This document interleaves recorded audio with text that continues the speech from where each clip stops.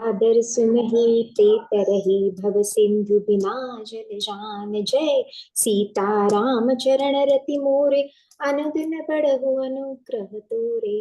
जय श्री जय सिया राम, जय सिया राम। तो हम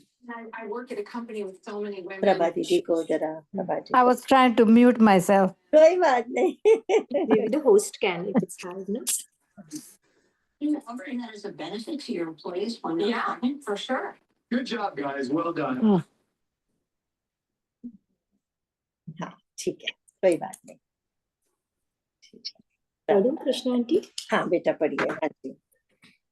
ऐसे परम कृपालु प्रभु को छोड़कर जो मनुष्य दूसरे को भजते हैं वे बिना सींग पूंछ के पशु हैं। अपना सेवक जानकर विभीषण को श्री राम जी ने अपना लिया। प्रभु का स्वभाव वानर कुल के मन का बहुत भाया। फिर सब कुछ जानने वाले, सबके हृदय में बसने वाले, सर्वरूप सब रूपों में प्रकट, सबसे रहित, उदासीन कारण से भक्तों पर कृपा करने के लिए मनुष्य बने हुए तथा राक्षसों के कुल का नाश करने वाले श्री राम जी नीति की रक्षा करने वाले वचन बोले।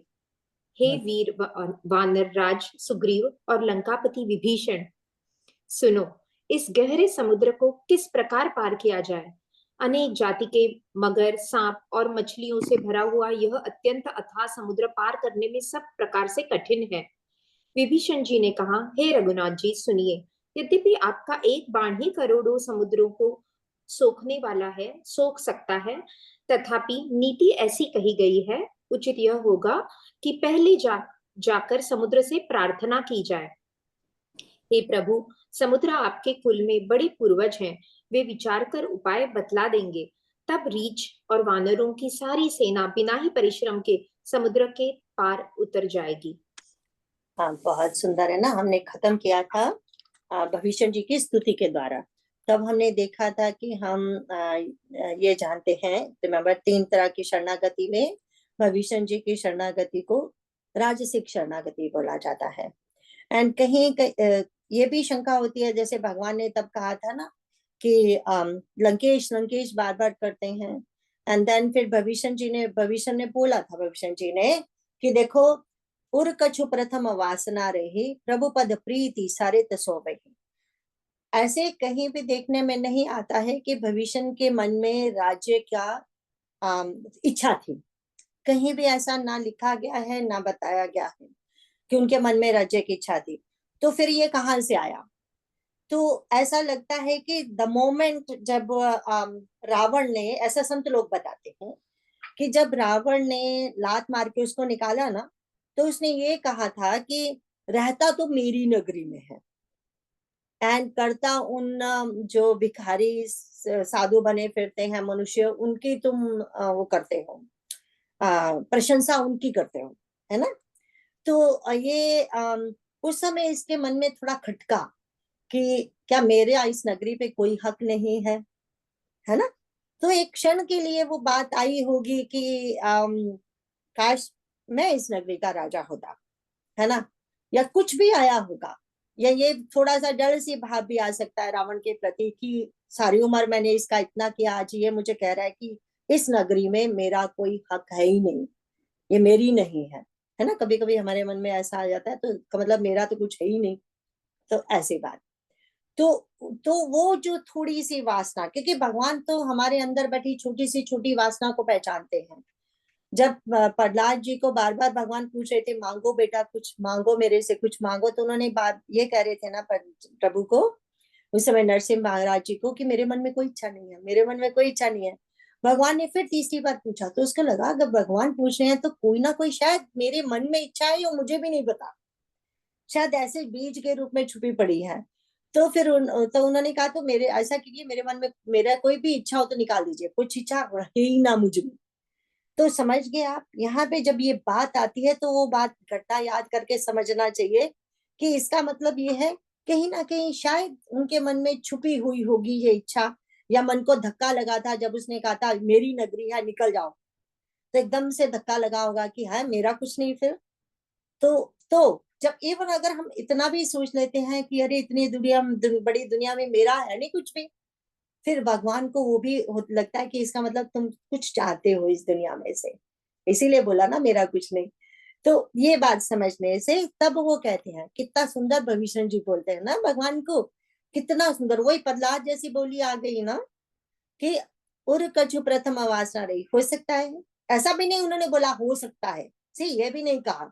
अगर ये कहते हो सकता है तो ऐसा लगता कि अरे भगवान तुम तो कह रहे हो वैसे नहीं थी पर तुम कह रहे हो चलो हो सकता है, नहीं, उन्होंने सिर्फ तो सीधा ही मान लिया कि जरूर कोई इच्छा मेरे मन में रही होगी, जो आपके प्रेम से वो भी बह गई, क्योंकि आप मिल गए तो कुछ और चाहिए ही नहीं ना, फिर that's it, then you don't need anything else. तो अब देखो, अब फिर इसके बाद आता है कि अब देखो, अस प्रभु छाड़ी भजे जे आना, ते नर पशु बिनु पूछे समाना। अब तुलसीदास जी कहते हैं कि देखो, जो ऐसे परम कृपालु प्रभु को छोड़कर जो मनुष्य किसी दूसरी चीज की इच्छा रखता है, भजते हैं मतलब हम जब किसी दूसरी चीज की इच्छा रखते हैं ऐसे कृपालु भगवान को छोड़कर, तो हम पशुओं के समान है। जैसे पशुओं में वो बुद्धि नहीं है ना, तो इसी तरह हाँ हमारे सींग एंड पूंछ नहीं है, मतलब पशुओं की पहचान ही है ना उनके सींग एंड पूंछ है, तो हमारा वो नहीं है, बट स्वभाव तो उनके जैसा ही हुआ। फिर ये तुलसीदास जी बता रहे हैं कि अगर कोई भी मनुष्य ऐसा है तो वो बिना सींग के बिना पूंछ के पशु है। तो आगे कहते हैं, पुनि सर्वज्ञ सर्व उर्वासी, सर्व रूप सब रहत उदासी। फिर कहते हैं, फिर सब कुछ जानने वाले, सबके हृदय में बसने वाले, सर्वरूप, सबसे रहित, सबसे उदासीन, कारणों से कारण से भक्तों पर कृपा करने के लिए। क्यों मनुष्य बनते हैं भगवान? सिर्फ भक्तों पे कृपा करने के लिए, तो एंड राक्षस कुल का नाश करने के लिए। जब ऐसे कहते हैं तो वो हम कहेंगे कि भविष्य भी तो राक्षस हैं, प्रहलाद भी तो राक्षस थे, ऐसा नहीं है। जब हम राक्षस कुल का नाश करने के लिए कह रहे हैं तो ये समझना चाहिए आसुरी प्रवृत्तियों का नाश करना। अभी हम बार बार देखेंगे कि रावण को बोला जा रहा है उसकी शरण में चले जाओ, उसकी शरण में चले जाओ, उधर तो भविष्य को भगवान ने लंकेश बना दिया।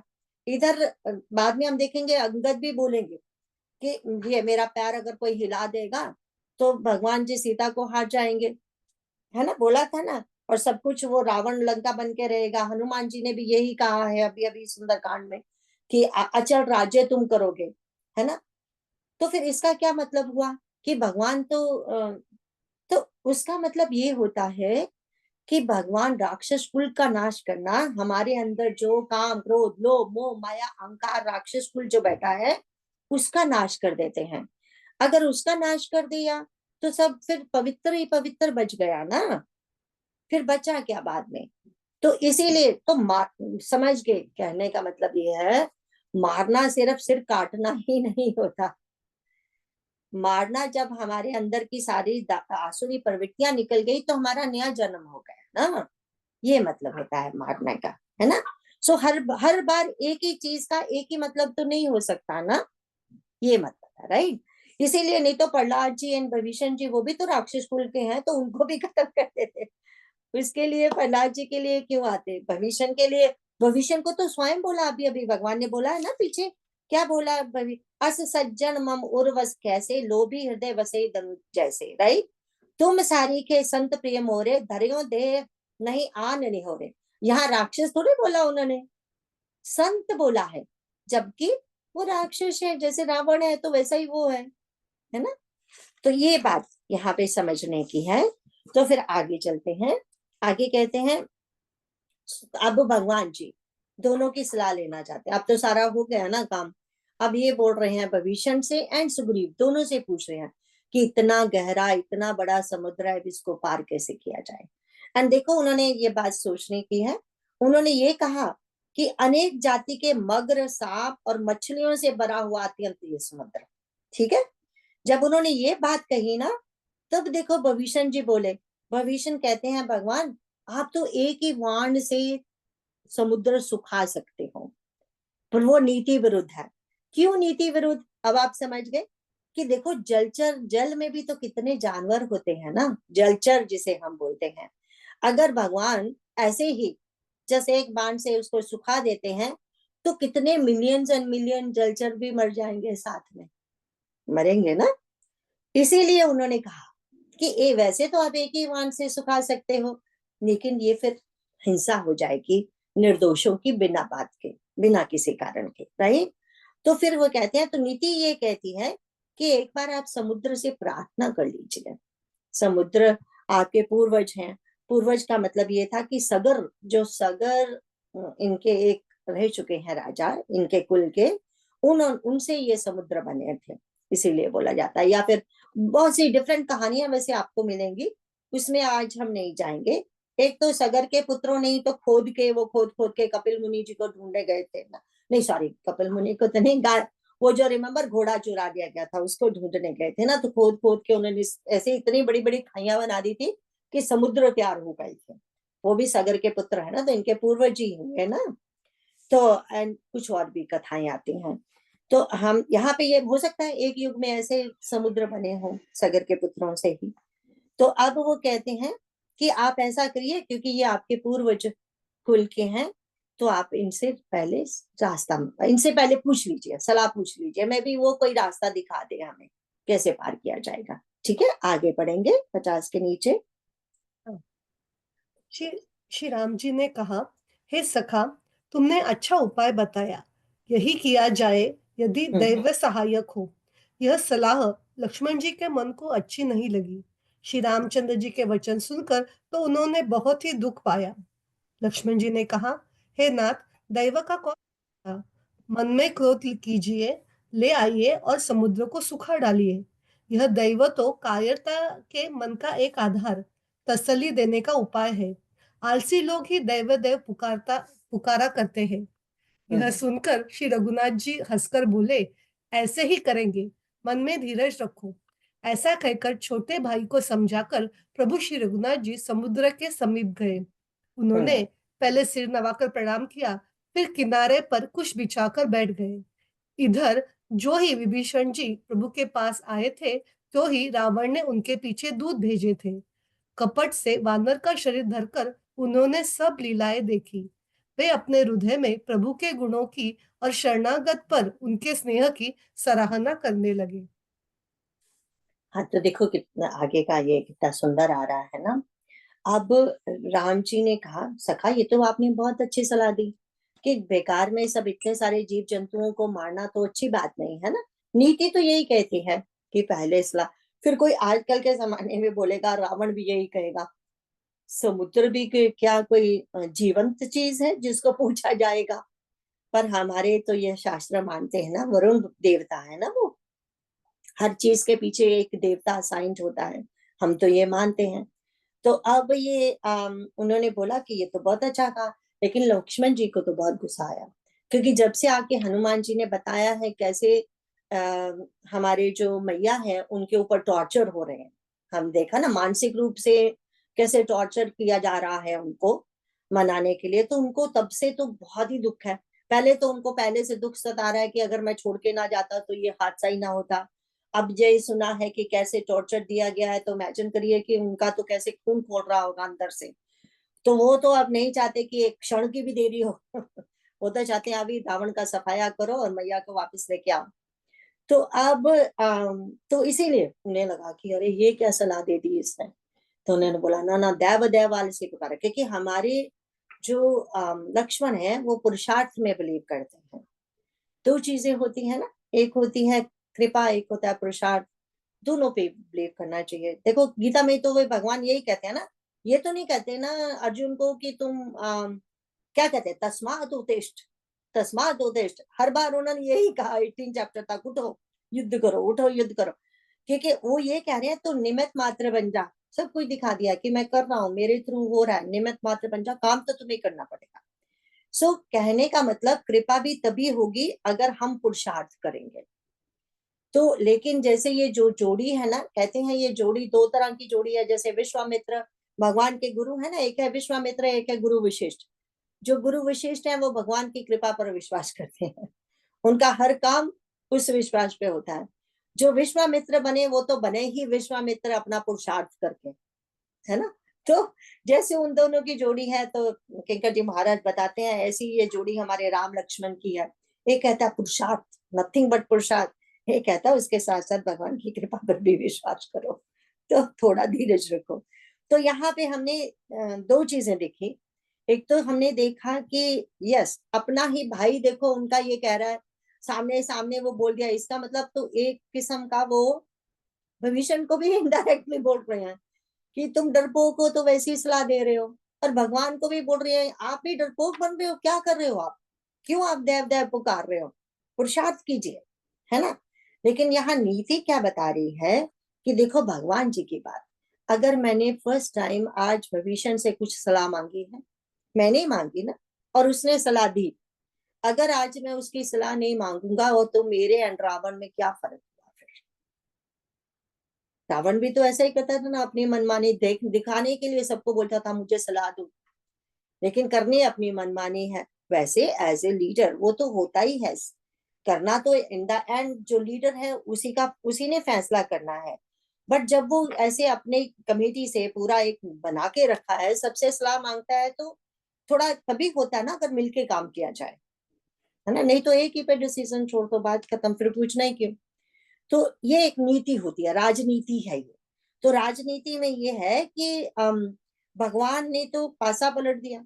कैसे पासा पलट दिया? वो रावण जिसने जो भविष्य जो सारे काम आज दिन तक वही करता था, उसको पराया करके भेज दिया।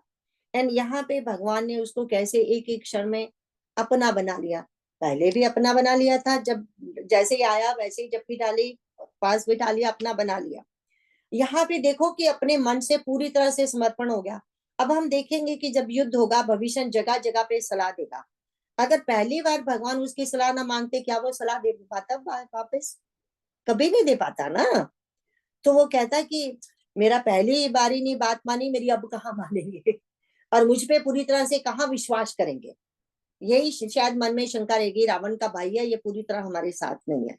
सो ये छोटी छोटी बातें भी भगवान कितनी अच्छे से समझते हैं, मनोविज्ञान, है ना, कितने अच्छे से समझते हैं। फिर लेकिन भाई को भी खुश कर रहे हैं, उसको बोल रहे हैं कि चिंता मत करो, जो तुम चाहोगे वो ही मैं करूंगा, पर जरा थोड़ा सा धीरज धरो, है ना।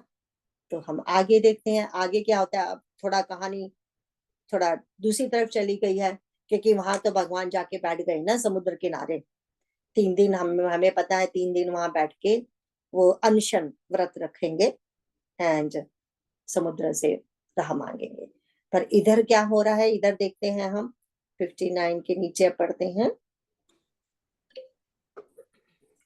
फिर वे प्रकट रूप में भी अत्यंत प्रेम के साथ श्री राम जी के स्वभाव की बढ़ाई करने लगे। उन्हें दुराव कपट द्वेष भूल गया।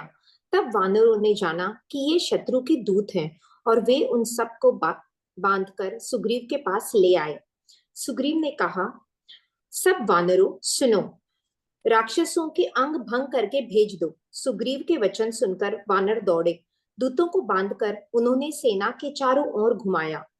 वानर उन्हें बहुत तरह से मारने लगे। वे दीन होकर पुकारते थे, फिर भी वानरों ने उन्हें नहीं छोड़ा। तब दूतों ने पुकार कर कहा, जो हमारे नाक कान काटेगा उसे कौशलाधीश श्री राम जी की सौगंध है। यह सुनकर लक्ष्मण जी ने सबको निकट बुलाया। उन्हें बड़ी दया लगी। इससे हंसकर उन्होंने राक्षसों को तुरंत ही छुड़ा दिया और उनसे कहा, रावण के हाथ में यह चिट्ठी देना और कहना, हे कुलघातक, लक्ष्मण के शब्दों संदेश से को बांचो। फिर उस मूर्ख से जबानी यह मेरा उदार कृपा से भरा हुआ संदेश कहना कि सीता जी को देकर उनसे श्री राम जी से मिलो, नहीं तो तुम्हारा काल आ गया समझो। हाँ, तो बहुत अब देखते हैं कि हमने देखा था कि जब ये सब उधर हो रहा था, तो जैसे ही भविष्य आया था, तो रावण ने अपने दो बहुत उसके जो निजी वो थे दूत थे, वो भेजे। उनका नाम था शुक एंड शारंग। 2 दूत भेजे। सिर्फ वो कभी एक को भी नहीं भेजता था। वो कभी किसी पे विश्वास नहीं करता था। उसको लगता था एक को भेजूंगा तो शायद कहीं ठगी ना ले, दूसरे के साथ जाके मिल रहे। 2 को भेजूंगा तो एक दूसरे पे नजर रखेंगे। हमेशा उसकी राजनीति बहुत अच्छी थी, मतलब कूटनीति थी, जिसको हम कहते हैं कूटनीति। रावण कूटनीति से काम करता था। तो अब हमने देखा कि जब वो इतने रोज देख रहे हैं, भगवान का देख रहे हैं, निकट आके भगवान के स्वभाव को देख रहे हैं, तो इनको भगवान का स्वभाव इतना अच्छा लगा स्पेशली जब उनके अपने भाई ने, सगा भाई जो हमेशा उनके साथ रहता है, उसने बोल दिया कि ऐसे मत करो, फिर भी उन्होंने भविष्य की बात मानी। तो उनको तो ये बहुत ही अच्छी, पहली बार उन्होंने ये सब देखा होगा। रावण तो दूसरे के दूध को पहले तो खा के ही भेज देता है, कभी किसी पे अपनों पे नहीं विश्वास करता, वो दूसरों पे कहाँ करेगा, है ना। रावण का तो स्वभाव ऐसा है। तो अब ये कहते हैं, अब क्या हुआ, वो दोनों आपस में एक दूसरे, दोनों ना भगवान की प्रशंसा करने लग गए। अब कहते हैं जैसे ही वो प्रशंसा करने लग गए, उनके हृदय में मतलब भगवान का प्रेम बैठ गया, उनका जो कपट है वो खुल गया। देखो जब कपटी होता है ना, कपट हो ही तब सकता है अगर हृदय में प्रेम ना हो। अगर हृदय में प्रेम है तो कोई कपट करेगा ही नहीं ना, अपने आप कपट खुल जाएगा। लेकिन जिसके जिसके हृदय में प्रेम है वो कपट कर ही नहीं सकता। कपट वही कर सकता है जो हृदय में कुछ है और बाहर कुछ है, अंदर कुछ है। तो कहते हैं जैसे उन्होंने बोला, भगवान की लीला देखो कि उनको जो बानर रूप धरा था वो एकदम राक्षस रूप में हो गए, उनको पता भी नहीं चला। अब बानरों ने अचानक देखा, ये अभी अभी तो बानर थे, ये राक्षस कैसे बन गए। वो समझ गए कि ये लोग तो बाहर के हैं और हमारा भेद लेने आए हैं। वो तुरंत सुग्रीव के पास उसको पकड़ के लेके गए। एंड सुग्रीव ने भी बोला कि देखा हमारे हनुमान जी के साथ इन्होंने क्या किया था, पकड़ के बांध के घुमाया गया था, फिर बोला गया था इनकी पूंछ को आग लगा दो, हम भी इनके नाक कान काटेंगे। इनके नाग लक्ष्मण की तरह जैसे उन्होंने उसके शूर्पणखा के साथ किया, हम भी वही करेंगे। तो जैसे ही ये सब उनको वो सब करने लगे, सताने लगे, तो वो जोर जोर से चिल्लाने लगे और राम जी की सुगंध खिलाई कि देखो हमने तो कपट छोड़ दिया। तो आपको कसम लगे प्रभु राम की, अगर आपने हमारे साथ ऐसा किया। तो सारे रुक जाते हैं, शोर सुन के लक्ष्मण जी पास में आते हैं। और लक्ष्मण जी जब देखते हैं तो हंसना शुरू कर देते हैं। तो हंसना शुरू कर देते हैं, उनको बड़ी दया आती है और उनको छोड़ देते हैं, छुड़वा देते हैं। फिर उनको बोलते हैं, तो ये डरते डरते लक्ष्मण जी के पास जा रहे हैं, बोले डरो मत, बोलो ऐसे करो, मुझे भी मौका मिल गया रावण को संदेशा देने का। तो कहते हैं कि ऐसा करो, मैं तुम्हें एक चिट्ठी देता हूँ, वो रावण को देना, मेरा संदेश देना, और फिर उस मूर्ख को कहना जबानी ये मेरा उधार। एक तो संदेश चिट्ठी में लिखा है, एक जबानी भी बोल देना, मुंह से भी बोल देना सबके सामने मेरा संदेश। क्या बोलना है, मेरा देखो कहते हैं मेरा उधार संदेश, मतलब कृपा से भरा हुआ संदेश। मैं तुमको गालियां नहीं निकाल रहा हूँ तुमको, अगर, और ये जो देखो ये भी उन्होंने भगवान से थोड़ी मांगा, लक्ष्मण जी ने पूछा, बिना भगवान के पूछे ही बोल रहे हैं ना, सीता जी को देकर राम जी से मिलो नहीं तो तुम्हारा काल आ गया, राइट। ये संदेशा दे रहे हैं। कहते हैं एक बार राम जी अकेले में लक्ष्मण को मिले और लक्ष्मण को बोलते हैं, लक्ष्मण जब मैं सामने होता हूँ तो जो मैं बोलता हूँ तुम उल्टा करते हो, और जब मैं सामने नहीं होता तुम वही करते हो जो मैं चाहता हूँ। प्रभु ने बोला वो कैसे। लक्ष्मण जी बोले बोले देखो जब वो दूत आए तब तुमने उनके साथ कैसा प्यार से व्यवहार किया, और उनको चिट्ठी भेजी है, उनको सब किया, उनको छुड़वाया। और जब मैं भविष्य का बोल रहा था तो कह रहे थे देव देवार से पुकारा, और खुद, बट वो क्या है, लक्ष्मण जी भगवान की राजनीति को जानते हैं। देखो लक्ष्मण जी जानते हैं उसके भाई को भगवान ने अपना भाई बना लिया, अब मैं क्या करूंगा, उसके दूतों को अपना दूत बना लूंगा। समझ गए आप, रावण के ही दूत जो भेद लेने आए थे, उसके ही दूतों के पास लक्ष्मण जी अपनी तरफ से चिट्ठी भेज रहे हैं। उसके दूतों को अपना दूत बना लिया, अपना बना लिया, वो रावण के निकल गए। अब देखना आगे कैसे वो संदेश सुनाते हैं रावण को, फिर से भगवान जी के पास आते हैं वो लोग, ऐसे हैं। तो ये लक्ष्मण सिखाना चाहते हैं, ये राजनीति नहीं, ये प्रेम नीति है, रावण को सिखाना चाहते हैं। There is a difference between राजनीति एंड प्रेम नीति। वो बोलते हैं तुमने तो अपनों को भी पराया कर दिया और हमने पराओं को अपना बना लिया। ये है प्रभु राम जी की नीति, समझ गए। उनकी तो एक ही नीति है, उनकी नीति है प्रेम नीति। ठीक है, अब हम आगे पढ़ेंगे। लक्ष्मण जी के चरणों में मस्तक नवाकर श्री राम जी के गुणों की कथा वर्णन करते हुए चल दिए। श्री रामचंद्र जी का यश कहते हुए वे लंका में आए और उन्होंने रावण के चरणों में सिर निवाया। दशमुख रावण ने हंसकर बात पूछी, अरे शुभ, अपनी कुशल क्यों नहीं कहता। फिर उस विभीषण का समाचार सुना। मृत्यु जिसके अत्यंत निकट आ गई है। मूर्ख ने राज्य करते हुए लंका को त्याग दिया। अभागा अब जो का कीड़ा घुन बनेगा। जो के साथ जैसे घुन भी पिस जाता है, वैसे ही नर वानरों के साथ वह भी मारा जाएगा। फिर भालू और वानरों की सेना का हाल कह, जो कठिन काल की प्रेरणा से यहाँ चले आए हैं। जिनके जीवन का रक्षक कोमल चितवाला बेचारा समुद्र बन गया है। अर्थात उनके और राक्षसों के बीच में यदि समुद्र न होता तो अब तक राक्षस उन्हें मारकर खा गए होते। फिर उन तपस्वियों की बात बता, जिनके हृदय में मेरा बड़ा डर है। उनसे तेरी भेंट हुई या वे कानों से मेरा यह सुनकर ही लौट गए? शत्रु सेना का तेज और बल बताता क्यों नहीं? तेरा चित्त बहुत ही चकित भोचक का सा हो रहा है। हाँ, तो अब लक्ष्मण जी की चिट्ठी लेके ये दोनों दूत आ रहे हैं इधर, लेकिन आते आते क्या कर रहे हैं? अब देखो उनमें, उनके मन में, उनके तन में, उनकी वाणी में, सब में राम जी समा गए हैं, है ना। अब वो जाते जाते भी श्री राम जी के गुणों की गाथा गाते जा रहे हैं। देखा डिफरेंस ये होता है ना। हालांकि राम जी ने तो उन्हें अपने आप से तो कुछ नहीं दिया ना, ये आशीर्वाद तो उन्हें लक्ष्मण जी से मिला है। लक्ष्मण जी कौन है? लक्ष्मण जी को फर्स्ट गुरु भी कहा जाता है ना।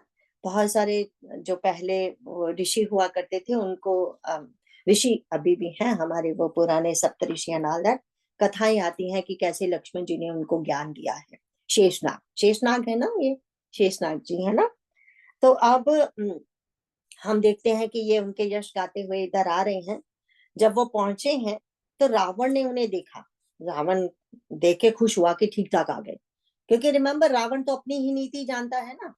वो क्या करता है, लोग अपने भाई के जो रिमेम्बर कुबेर के दूत आए थे उनको तो मार के खा गया था ये, एंड बाकी के और तो कोई किसी ने डरते दूत भेजे ही नहीं आज तक इसके पास। तो ये समझता है कि जैसे मैं दूसरे के दूतों को करता हूँ, ऐसे मेरे दूतों के साथ भी जरूर कुछ ना कुछ तो किया ही होगा उन बानरों ने। इनको ठीक ठाक देख के उसको पहले तो हैरानी हुई, खुशी हुई, फिर उनसे पूछ रहा है, उनके कुशल पूछ रहा है। नहीं तो पहले ये कब किसकी कुशल पूछने लगा रावण? ये तो अपने सिवा किसी और की ना कुशल चाहता है ना पूछता है ना। तो फिर कहते हैं, फिर भविष्य का समाचार सुना। अब क्वेश्चन करने लगे, बोले तुम ठीक ठाक तो हो ना, और भविष्य कैसा है? कहते उसकी तो मृत्यु निकट आ गई है ना, यहाँ तभी तो इधर से बड़ा चंगा भला खा पी रहा था, राज्य कर रहा था और भाग गया यहाँ से, है ना। तो अब भागा, कहता है जो का कीड़ा बनेगा। जो का कीड़ा मतलब जैसे हम जो पीसते हैं तो अगर कोई कीड़ा है वो भी साथ में पिस जाता है बेचारा। कीड़े को तो नहीं पीसना था, हमने पीसना तो जो कोई था, लेकिन उसकी भी आ गई बिकॉज वो जो के साथ जुड़ा हुआ था। तो कहने का मतलब ये भी उनके साथ ही मारा जाएगा। तो फिर कहते हैं, और भालू और बानरों का सेना का हाल क्या? उसको लगता है ये भालू और बानर कैसे है ना, उनके भी कभी सेना के साथ किसने युद्ध किया है आज दिन तक? मैंने इतने बड़े देवताओं के साथ किया, ये भालू और बानर क्या चीज है, राइट। एंड फिर उसके बाद बोलते हैं और कहते हैं ये भालू बानरों का तो रखवारा समुद्र हो गया। वो कैसे? अभी तक यहाँ पहुंचे नहीं तो अब तक तो हमारे जो राक्षस थे सारे के सारे खा पी के उनको छक गए होते। उनका तो काम ही है मीट भी खाना, तो बानरों को भी छक गए होते। तो फिर आगे बोलते हैं कि फिर कहते हैं कि तुम बोल क्यों नहीं रहे? कहते समुद्र ने बचा रखा ना तभी बच गए बेचारे। पर कहते हैं तुम बोल क्यों नहीं रहे? तुम ऐसे जैसे ऐसे भौचक्के से क्यों लग रहे हो? मतलब ऐसे हैरान क्यों लग रहे हो? या तुम्हें वो खुशी, वो जो उत्साह होना चाहिए था वो नहीं दिखा ना रावण के लिए। तो उन्होंने देखो देखो डिफरेंस ना। क्या बोलता है वो दोहा कि भाई भेंट की फिरी गए, श्रवण सुजस सुनी मोर, कहे सी न रिपु दल तेज बल, बहुत चकित चित तो। वो कहते हैं उनसे तेरी भेंट हुई या वह कानों से मेरा सुयस सुनकर ही लौट गए। अब देखो डिफरेंस। अगर आप 45 दोहे पे जाइए जरा पीछे, भगवान का यश सुन के क्या होता है? वहां होता है श्रवण सुजस सुनी आयो हूं, प्रभु भंजन भवभीर। ये 45 दोहा है हमारा। त्राही आरती हरण, शरण सुखद रघुवीर। सी, उनका भविष्य जी ने क्या बोला था? मैं कानों से आपका यश सुनकर आया हूँ कि प्रभु भव जन्म मरण के भय का नाश करने वाले हैं। ये दुखियों के दुख को दूर करने वाले और शरणागत को सुख देने वाले श्री रघुवीर मेरी रक्षा कीजिए, मेरी रक्षा कीजिए। ये हमारे रघुवीर जी है। हमारे रावण जी कैसे हैं? वो कहते हैं मेरे कानों से मेरा यश सुन के भाग गए ना, ये कैसा यश हुआ। वो उसमें प्राउड करता है कि लोग मेरे से थर थर थर थर थर थर कांपते हैं, मेरा नाम सुन के ही डर के भाग जाते हैं। He feels proud in that. वो काहे का प्राउड? अगर देखा जाए तो वो काहे का प्राउड? इन द एंड तुम भी थर थर करते ही मरोगे। जो हमने देखा आज दिन तक जितने भी डिक्टेटर कुछ हुए हैं, कैसे मरे हैं? ऐसे ही मरे हैं ना। वो भी तो एंड में कुत्ते की मौत मरते हैं, क्योंकि सारा जीवन जो तुमने हर जन को डराया धमकाया ऐसा किया, और उनका भी वैसा ही हाल होता है, हर्ष होता है। तो इसीलिए देखो तो उनको ये अभिमान उसका कि मेरा नाम सुन के थर थर कांप के भाग गए क्या, ये भी कहेगा यश हुआ क्या? वो उसको ही यश समझता है। तभी तो अंत हुआ ना ऐसा। अदरवाइज तभी सभी लोग कहते हैं, कहीं भी हम पढ़ लो, कहीं भी वो झूठ भी नहीं है। उसका लिखा हुआ जो भगवान शिव की स्तुति है, कैसे लोग गाते हैं, है ना, इतनी सुंदर स्तुति है वो। एंड उसका कहते हैं उसका ही वाज द बहुत बड़ा ज्ञानी था एस्ट्रोलॉजी का। अभी भी जो एस्ट्रोलॉजी वाले हैं ना, वो जो रावण की एस्ट्रोलॉजी के ज्ञान को उसको लेते हैं, क्योंकि डिफरेंट डिफरेंट एस्ट्रोलॉजी को चूज करते हैं ना। बहुत सारे लोग रावण का जो एस्ट्रोलॉजी का ज्ञान है उसको चूज करते हैं। तो इमेजिन करिए कितना ज्ञानी रहा, और लेकिन फिर कितना ज्ञानी होने के बाद अभिमानी हो गया, और अभिमानी होके कैसे गिर गया। वो ही ज्ञानी अगर इतनी अच्छी एस्ट्रोलॉजी जानता था तो भगवान के साथ जुड़ जाता, बाकियों को भी भगवान के साथ जोड़ता, एंड तक उसको मौके मिले। कैसी एस्ट्रोलॉजी तेरी, तुम्हें अपना ही अंत नहीं पता, कैसे होगा? कैसे तेरा एस्ट्रोलॉजी का ज्ञान, तुम अपने आप को ही सुधार नहीं सके तो वो एस्ट्रोलॉजी के ज्ञान को क्या करना, है ना?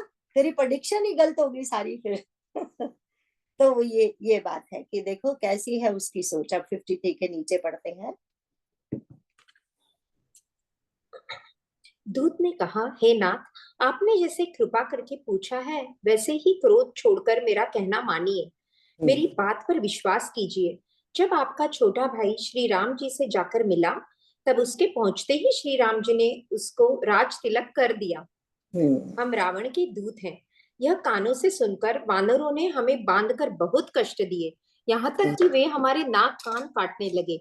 श्री राम जी की शपथ दिलाने पर कहीं उन्होंने हमको छोड़ा।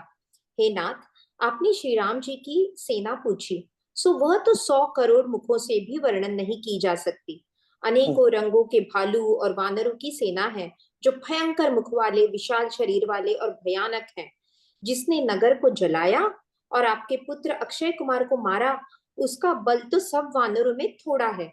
असंख्य नामों वाले बड़े ही कठोर और भयंकर योद्धा हैं। उनमें असंख्य हाथियों का बल है और वे बड़े ही विशाल हैं। द्विविद, मयंद, नील, नल, अंगद, गद, विकटास्य, दधिमुख, केसरी, निषट, शठ और जाम्बवान, ये सभी बल की राशि हैं। हाँ, तो यहाँ पे फिर वो बोल रहे हैं कि हे नाथ करके प्यार से पहले बता रहे हैं, क्योंकि तो बोलते लगता है हमारे भी हमें अभी शूट कर देगा ये तो वो बोल रहे हैं कि जैसे आपने कुशलता पूछी है ना हमारी प्यार से, तो आप क्रोध छोड़ के, मतलब ध्यान से, ये नहीं कि हमने एक वाक्य बोला आप क्रोध होके हमें ही पहले शूट करना कर देंगे शुरू। तो वो बोलते हैं कि जरा ध्यान से ये सुनिए, क्रोध छोड़ के हमारे बात सुनिए। जो जो आपने क्वेश्चन किया बारी बारी सबका जवाब हम देते हैं। अब क्या बोलते हैं, कहते सबसे पहले तो जैसे ही तुम्हारा भाई वहां जाके मिला है, गया है, तो राम ने क्या किया, सबसे पहले उसका राज्याभिषेक कर दिया। अच्छा, तो राज्याभिषेक कर दिया। अब इनडायरेक्टली दूत क्या बता रहे हैं, पता क्या बता रहे हैं कि राम जी ने तो अब डिसाइड कर लिया कि भविष्य राजा होगा, तुम्हारी मृत्यु आ गई। सबसे पहले उसके मृत्यु का उन्होंने ऐलान कर दिया या संदेशा दे दिया। अब ये समझे ना समझे, क्योंकि रिमेम्बर जब हनुमान जी को बोला था कि अरे मूर्ख, तेरे मृत्यु तेरे निकट खड़ी है, मैं देख रहा हूं, तो हनुमान जी हंसे थे ना कि बात तो सही है, मृत्यु को तो तू देख रहा है और मेरे निकट खड़ी ही देख रहा है, पर तुम्हें ये नहीं पता ये मृत्यु आई किसके लिए है। सी, सारी प्रेडिक्शन तेरी ठीक हो रही है, मृत्यु भी आ रही है, दिख भी रही है, पर किसके लिए आई है उसकी प्रेडिक्शन नहीं हो रही तुमसे। वो क्योंकि फिर उसका क्या है कि तुम देखना नहीं चाहते। Maybe prediction is there, पर तुम उसको नजरअंदाज कर रहे हो, है ना। तो अब यहाँ देखते हैं कि राम जी ने तो, तभी तो उन्होंने कहा कि राम जी ने राज्य तिलक कर दिया, अब तेरा राज्य तो खत्म, अब गिनती के दिनों का रह गया है, नाम का राजा है तू अब, है ना। तो अब उसके बाद कहते हैं कि अब हमें, उन्होंने बोला था ना तू कुशल से है, बिकॉज अभी अभी हमने बताया ना रावण दूसरे लोगों के दूतों के साथ क्या बिहेव करता था, ये इसके दूत भी तो जानते हैं ना। तभी बताया कि आपने सही कहा, वो हमें भी आपकी तरह हमें भी मार काट करने लगे थे, कि रावण के दूत सुनकर हमें भी कहते ना कपि बांधे दीने दुख नाना, उन्होंने तो बांध के हमें दुख देना शुरू कर दिया था, पर जब हमने राम जी की सुगंध दी तो हमें छोड़ दिया, है ना। कितनी बड़ी चीज है। दैट मीन्स इमेजिन करो, देखो ये छोटी बात नहीं है। इमेजिन करिए जैसे ये राम, सारे बानर उद्यत हैं मारने के लिए इन दूतों को, सबको मन में गुस्सा है हमारे हनुमान जी के साथ इन्होंने ये किया, लेकिन जैसे ही बोला आपको राम जी की सुगंध, दैट मीन्स राम जी कितने प्यारे होंगे। अपने राम की सुगंध झूठी नहीं खा सकते, वो राम जी के लिए कुछ भी करेंगे। कोई इतना ही बोल दे राम जी की सुगंध मुझे ना मारो, वो पीछे हट गए। इमेजिन करो कितनी बड़ी चीज है ये, छोटी मोटी बात नहीं है।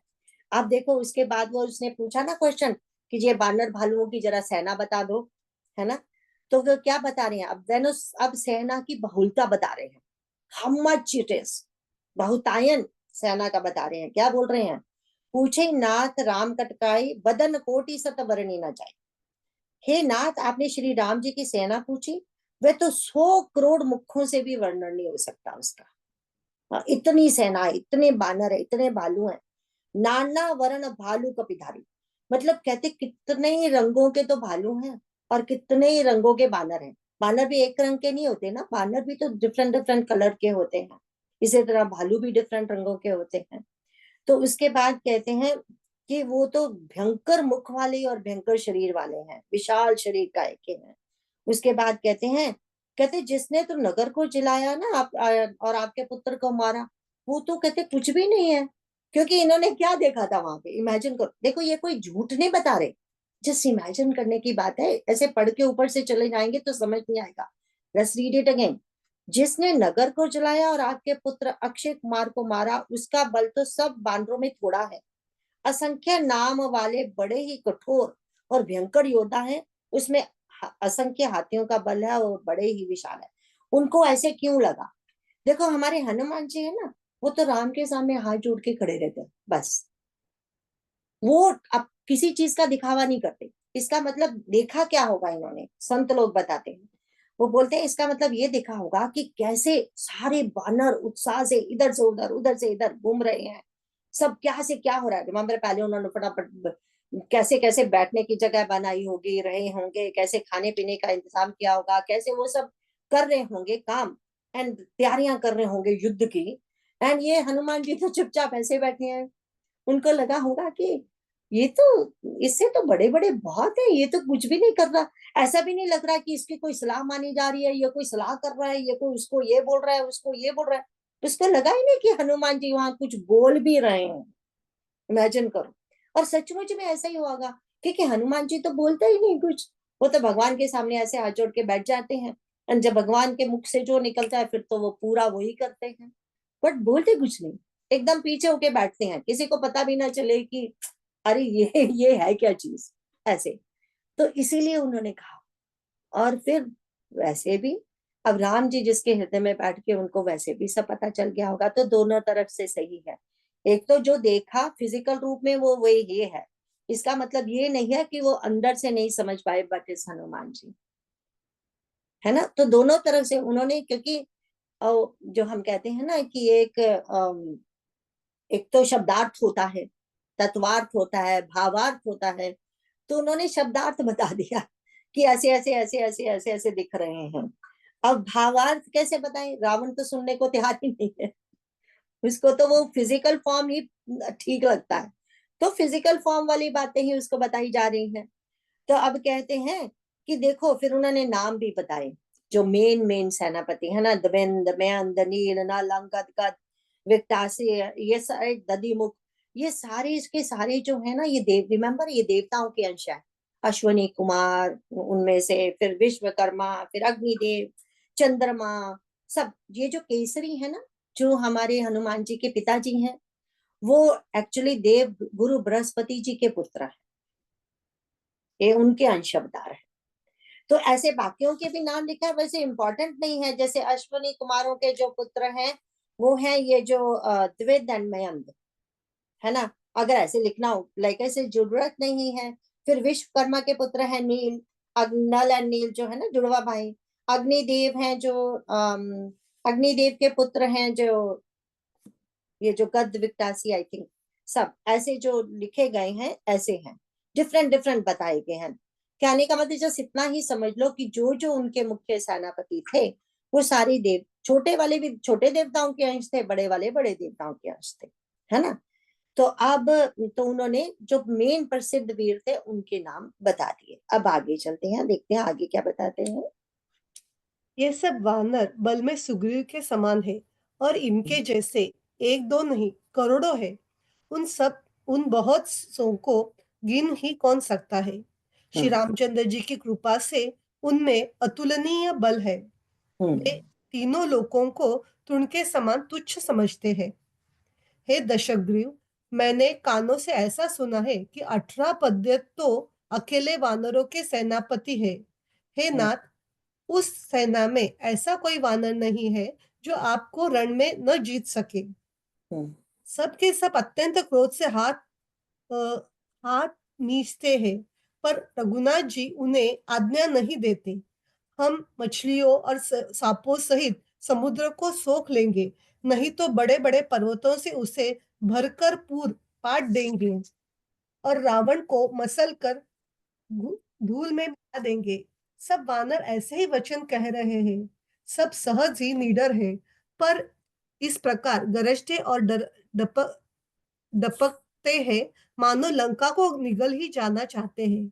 सब वानर भालू सहज ही शूरवीर है, फिर उनके सिर पर प्रभु सर्वेश्वर श्री रामचंद्र जी है।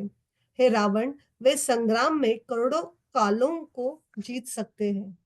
अगर हम उनकी अब भाषा सुन रहे हैं ना, वो तो राम जी के बन चुके हैं और राम जी के गुण गा रहे हैं और रावण को डरा रहे हैं। देखो, तभी तो कहा ना, ये लक्ष्मण जी ने बता सिखाया रावण को कि तेरी राजनीति कुछ और है, हमारी तो राजनीति नहीं, हमारी तो प्रेम नीति है। देखो, तेरे दूतों को ही हमने अपना बना लिया और वही तुम्हें, हमारा संदेश वो तुम्हें देंगे अब, और वो दे रहे हैं और बड़े अच्छे से दे रहे हैं।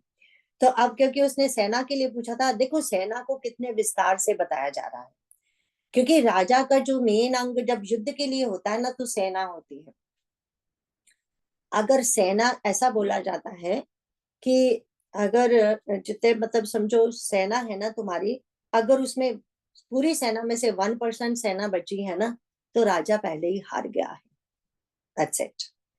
क्योंकि आपको याद होगा जब महाभारत का युद्ध हो रहा है, जब भीष्म पितामह जी फटाफट खत्म करते, मगर पहले सावन ने सिर्फ भीष्म पितामह जी ने युद्ध किया था, एंड बार बार कृष्ण भगवान समझा रहे थे इन पांडवों को कि भीष्म को रास्ते से हटाना है, भीष्म को रास्ते से। तो किसी की हिम्मत नहीं हो रही थी भीष्म पितामह जी को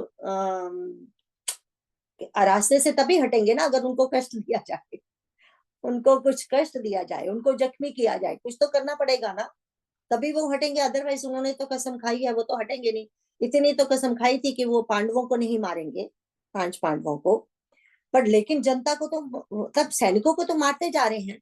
और फिर उनको पता था कि इन द एंड अगर हमारे पास ओनली 10% सेनापति रह गए ना, तो ऑटोमेटिकली हार है। That's it. क्योंकि उनकी सेना तो इस तरह से मर नहीं रही ना। अब 10% सेना क्या करेगी, तो राजा तो सूनर और लेटर तो बंद जाएगा ना। समझ गए ना।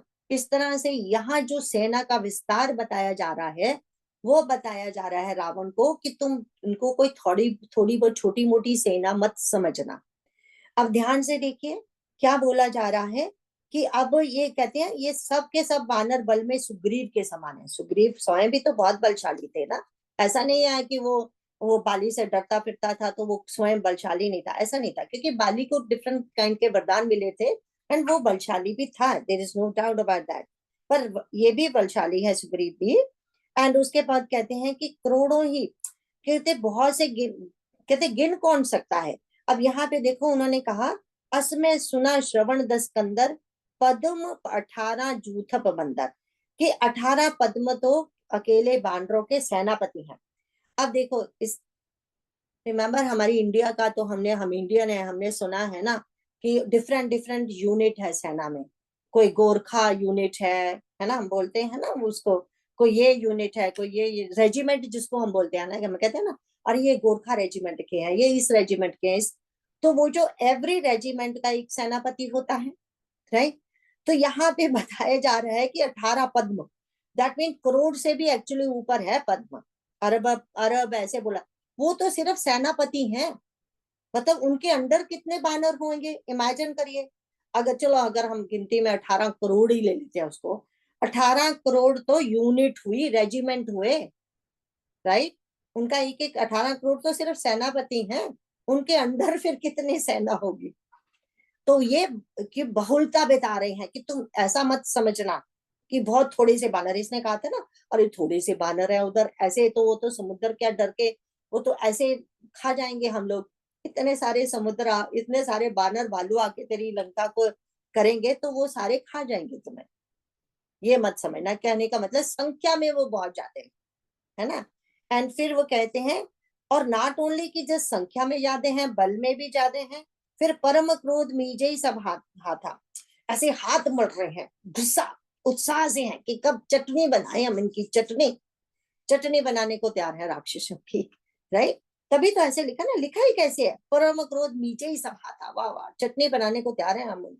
तो उसके बाद कहते हैं कि और कहते हैं भगवान की आज्ञा नहीं, तुम समझ रहे हो ना, देखो भगवान ने भी यहाँ कहा था ना मछलियों और सांपों से भरा पड़ा, ये भी यही बोल रहे हैं एग्जैक्ट, कि समुद्र जो मछलियों और सांपों से भरा पड़ा है ना, इतने करोड़ों एंड करोड़ों बानर है ना, अगर पत्थर भी फेंकने लगे ना ये समुद्र को भी भर देंगे, पत्थर फेंक फेंक के समुद्र को प्लेन कर देंगे, ऐसे बराबर कर देंगे, ये समुद्र उनके सामने कुछ नहीं है, ये बताया जा रहा है, इतना पराक्रम है उनमें।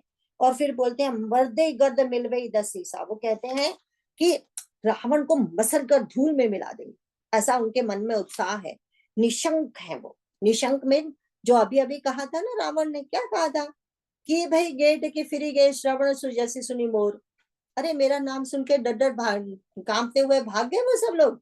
बोला नहीं नहीं, यहाँ तो कुछ और स्टोरी है, तुम पता नहीं क्या मान के बैठे हुए हो रावण, यहाँ तो वो निशंक होके ऐसे घूम रहे हैं।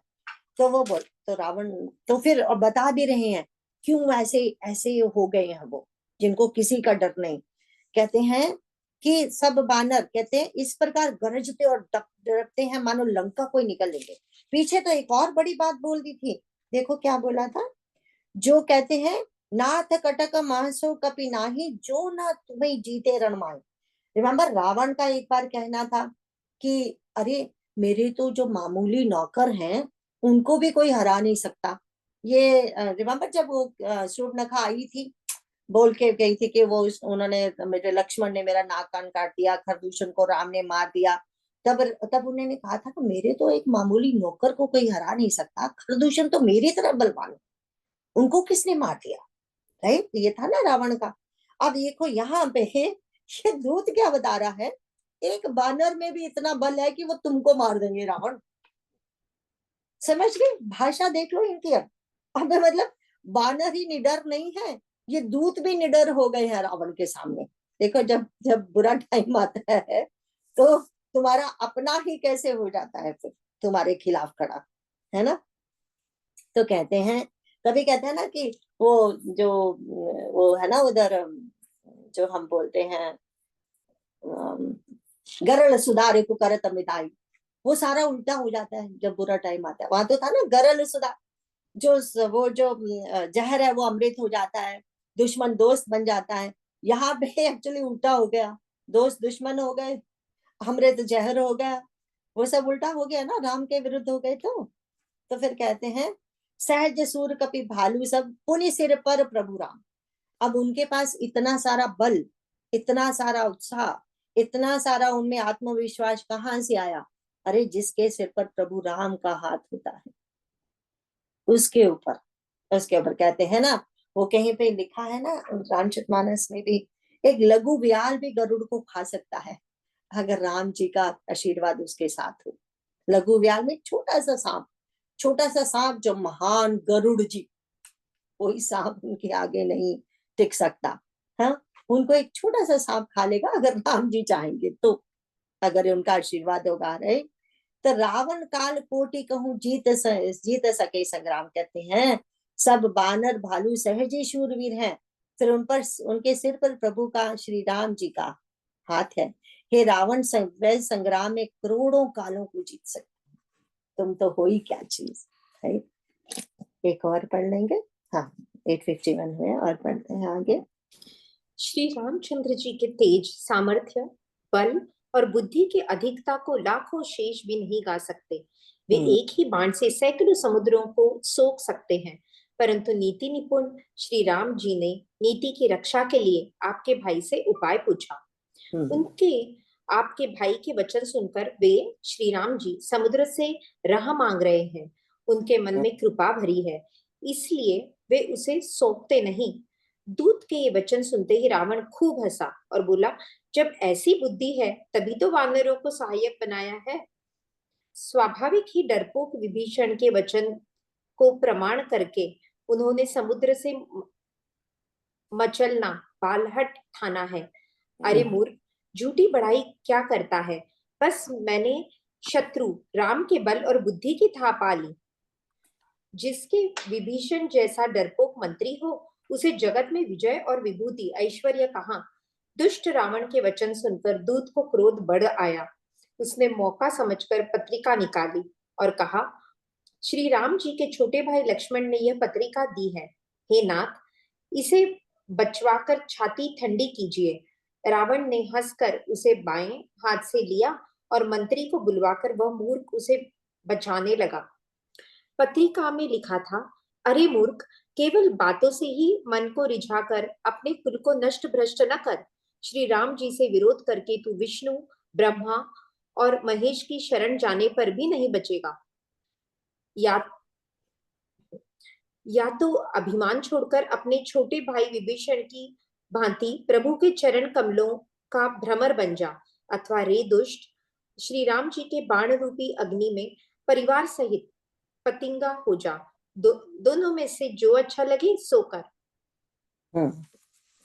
तो यहाँ पे हम देखते हैं कि दूत बता रहे हैं, वो कहते हैं रामचंद्र जी का तेज, बल और बुद्धि का दिखता कि उनमें जितनी बुद्धिमता है, तो वो एक तरफ से ये भी रावण को बताना चाहते हैं, जैसे हमारे कहावत है ना, बुद्धि बड़ी जा भैंस, है ना।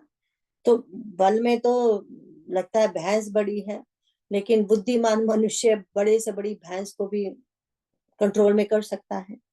तो बुद्धि बड़ी हुई। तो यहाँ उनका कहने का मतलब है कि रावण, तुम अपने आप को बहुत बड़ा समझते हो ना, पर लगता है बुद्धि भ्रष्ट हो गई है तुम्हारी, है ना। तो अब कहते हैं, फिर आगे जो उन्होंने बताया कि जैसे ही उन्होंने ये कहा ना, देखो उनमें इतना बल है, वो एक बाण से एक समुद्र नहीं, सातों के सातों समुद्र सोख देंगे। राइट, इतना बल है उनमें। बट कहते हैं फिर भी जैसे तुम्हारे भाई ने उनको बोला, तो वो समुद्र, वहां बैठे समुद्र से रास्ता मांग रहे हैं। देखो अभी तक जो बोल रहे थे ना, तो वो रावण को कोई कमजोरी नहीं दिख रही थी। He didn't know where to stop them. He could not stop them. वो बोलते जा रहे। Remember, there is कोई भी weakness उसे लगा नहीं, वो ध्यान से सुन रहा है।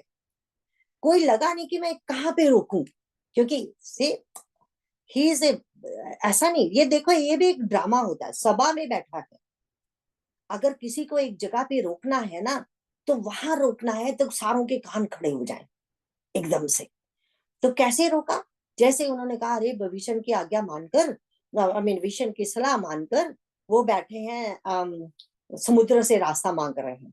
जैसे ये सुना, वहीं पकड़ लिया, वहीं रोक दिया। से अब उसको बात खत्म नहीं करने दी, वहीं पे रोक लिया, फिर हंसने लगा जोर से। या कहता अच्छा, अब जिसकी इतनी तारीफ इतनी देर से करते जा रहा है करते जा रहा है, वो कहता है वो क्या समुद्र से रास्ता मांग रहा है?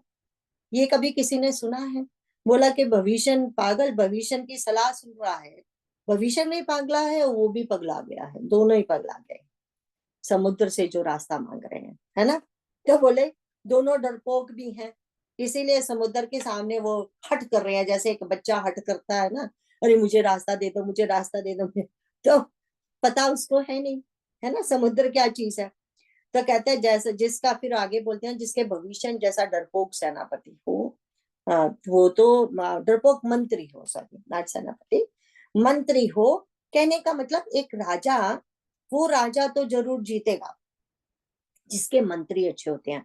रिमेम्बर इसी हनुमान जी के उसमें, इसी सुंदरकांड में तो था ना वो क्या था वो जो, रिमेम्बर जिसका वो बोलते हैं डर के मारे, अगर वो मंत्री एंड क्या बोलते हैं, वो कौन सा दोहा था ना, जिसके मंत्री वो डर के मारे बोले एंड वो उसका तो नाश हो गया ना, ये भविष्य जी के पहले ही था ना, क्या था वो, आपको समझ आ रही है ना मैं क्या बोल रही हूँ। जिसके मंत्री सलाह देते हैं डर के मारे, सचिव वैद गुरु तीन जो, 37 रिमेम्बर, सचिव वैद गुरु तीन जो, प्रिय बोली भया सदाज धर्म तन तीनी कर होई वे गई नाश। मंत्री बहुत इंपॉर्टेंट होता है, अगर मंत्री अच्छी सलाह देगा तो वो उस राजा की हमेशा विजय होगी, है ना।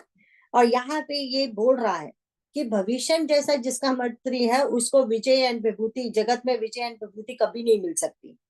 तो फिर कहते हैं अब उनको गुस्सा आ गया दूतों को कि बहुत हो गया, है ना, कि अब हमने वो अब क्या देखो, एक ही शब्द अभी बोला है, ज्यादा नहीं बोला रावण ने, एक शब्द क्या कुछ थोड़ा सा ही बोला है ना, वो तो इतनी देर से बोलते आ रहे हैं। वो तो शुक्र है कि उनको वही इसने तलवार के साथ इनका सिर नहीं काट दिए, इतनी देर बोलने दिया दूतों को, राइट। एंड अब जैसे ही रावण ने ऐसे बुरी बात बोली तो उनको कैसे गुस्सा आया, उन्होंने कहा ये लो, ये पत्रिका दी है उसने लक्ष्मण जी ने।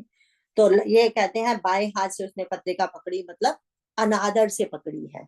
इसका बाएं हाथ से पकड़ने का मतलब ही यही होता है, अनादर से पकड़ना, अरे या दे दे। तो फिर उसमें क्या लिखा है, उसमें लिखा हुआ था, लक्ष्मण जी ने लिखा था कि अरे मूर्ख, केवल बातों से ही मन को रिझाकर अपने कुल को नष्ट भ्रष्ट ना कर। कहने का मतलब, वो तो लक्ष्मण जी की तो वाणी ही ऐसी है ना। वो रिमेम्बर वो तो परशुराम से कैसे बोले थे, परशुराम जी को क्या क्या बोले थे, अरे तू तू क्या ये तीर क्या है। अरे वो परशुराम जी कहते हैं मेरे से डरता नहीं, बोले तुम अपनी आंखें बंद कर लो मैं आपको दिखूंगा नहीं। लक्ष्मण जी तो वैसे हैं जो परशुराम जी को ऐसा बोल रहे हैं, वो रावण को क्या मानते हैं। तो वो कहते हैं रावण को, वो कह रहे हैं कि तू बातें क्या बच्चों जैसी कर रहा है, यहाँ पे तू है क्या हमारे सामने। तो इसीलिए कह रहे हैं कि तू ऐसे अपने मन को ना रिझा, तुम्हें पता नहीं अब किससे पाला पड़ा है तुम्हें, तू जरा समझ जा। तो कहते हैं कि कहते हैं श्री राम जी से विरोध करके तू विष्णु ब्रह्मा और महेश की शरण जाने पर भी नहीं बचेगा। अगर आपको वो याद होगा हमारा जो अरण्य कांड कहाँ से शुरू हुआ था, वहां पे रिमेम्बर इंद्र का बेटा आया था कागा बन के, जयंत, उसने चोंच मारी थी माता सीता जी को, याद है ना। उसमें देखो क्या था, उसमें सबके पास गया था, फिर जब भगवान ने वो अभिमंत्रित करके छोड़ा था तीर उसके पीछे, तो वो सबके विष्णु भगवान जी के पास, महेश जी के पास, ब्रह्मा जी के पास किसी ने शरण नहीं दी, अपने उसके अपने बाप ने शरण नहीं दी उसको, किसी मित्र ने शरण नहीं दी। ये मतलब है कि जब तुम सब कुछ गलत कर लेते हो, जिसका गलत किया है वो ही क्षमा कर सकता है। इससे सबसे बड़ी बात तो ये है। अब जब हमेशा ऐसा नहीं है कि ब्रह्मा विष्णु महेश जी को नीचा दिखाया जा रहा है, वो क्यों इंटरफेयर करेंगे। अगर तूने राम जी का अपराध किया है तो क्षमा करने का हक भी तो राम जी का ही बनता है ना। अगर इसी तरह भगवान शिव ने शिव का अपराध किया होता तो फिर शिव ही उसे क्षमा कर सकते थे, तो राम जी बीच में इंटरफियर नहीं करते, है ना। तो ये बात है, इसका मतलब ये है, ये नहीं है कि उनको नीचा दिखाया जा रहा है, क्योंकि जैसे कि हमने बताया कि पहले भी हमने उदाहरण देख लिया है, जयंत को किसी ने शरण नहीं दी थी, है ना। तो अब हम देखते हैं कि अब वो कह रहे हैं या तो अभिमान को छोड़कर अपने छोटे भाई भविष्य की भांति प्रभु के चरण कमलों का भ्रमर बन जा। तो वो बता रहे हैं कि तेरे से अच्छा तो तेरा भाई है जो समझ गया है। एंड रिमेम्बर, हम हमेशा कहते हैं हम लोगों को झूठा ये बताया गया है हमारी संस्कृति को नीचा दिखाने के लिए कि घर का भाई लंका ढाए। अरे हमने बार बार देखा है, किसी भी रामायण को आप पकड़ लो, हाँ, उनके जो अपने ही दादा से चिट्ठी आई थी, संदेशा आया था कि प्रभु राम है उनकी शरण में चले जाओ, प्रभु राम है उनकी शरण में चले जाओ। ये रावण नहीं गया, भविष्य चला गया, माँ की आज्ञा लेकर गया था। तो ये उसका कोई इसमें कसूर नहीं है ना। तो ये बता रहे हैं कि देखो तुम भी उसी तरह से आ जाओ। तो अथवा रे दुष्ट राम जी की वाण रूपी अग्नि में परिवार सहित पतंगा हो जा। अब वो भी देख लो, वो भी क्या बोला, परिवार सहित पतंगा हो जा, कि राम जी को कुछ नहीं करना पड़ेगा। वो अग्नि के वाण जैसे चलेंगे ना, वो तेरे सारे के सारे पतंगे खुद ही आगे मर जाएंगे, इसमें हवन हो जाएगा, स्वाहा हो जाएगा उनका, है ना। आज यहीं पे खत्म करेंगे, तो हम नेक्स्ट वीक सुंदरकांड को खत्म कर लेंगे। अच्छी बात है, आज के लिए इतना ही।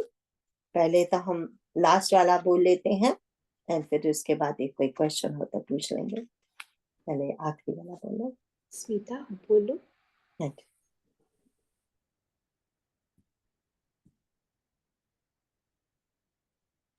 जय श्री राम। पार पार वर मांगऊ हर्ष देहु श्रीरंग, पद सरोज अन पाइनी भक्ति सदा सतसंग। जय जय सीता राम चरण रति मोरे, अनुदिन बढ़हु अनुग्रह तो। जय श्री राम। जय सिया राम, जय सिया राम। तो बहुत सुंदर है। Next week